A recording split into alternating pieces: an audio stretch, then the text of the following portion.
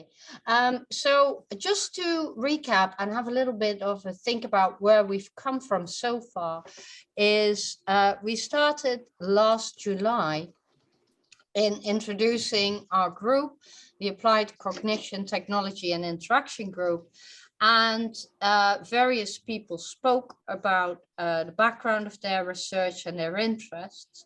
And then the first acting meeting in September from this series was related to designing for and with vulnerable groups, people who were perhaps not as easy to communicate with, people with disabilities, and people from other countries, perhaps whose language you wouldn't speak. And we had a wonderful keynote by Dr. Alison Kahn from Stanford University, who is a fellow here, on how we can use digital media to interact with people and show how and what is important for people when they have needs that can be affected by technology.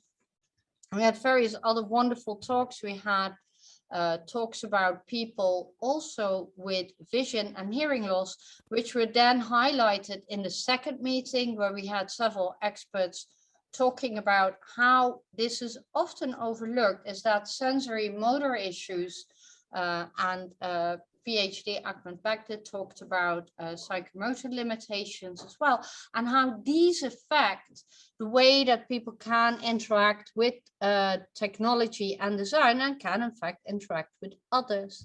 So it's important to assess this and to find ways around communicating with people and how technology can help these particular groups of people to lead independent lives and experience well-being. Now, in this third meeting, we're looking, as said, as these more challenging behaviors. This was part of the brief from Leicestershire County Council, where we were tasked to look at designing for this behavior, for these issues in particular, and that's what we'll be talking about today, and how that affects carers and how that affects design. Our first speaker of today is Professor Tom Denning. He's an old age psychiatrist from Nottingham, and he is a very well-known expert in this area and many areas, in fact, as we've just discovered. And I'm really chuffed that he's speaking for us and giving us keynote at this last meeting.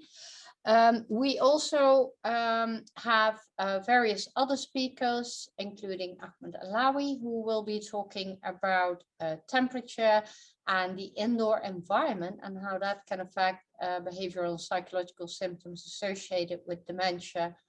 Another PhD, Lauren Hall, who will be talking about her project, which is wonderful because she hasn't had a chance to talk about this before. And I will be talking a little bit about persona. And so the day will progress as is. We'll have a lunch break and a tea break.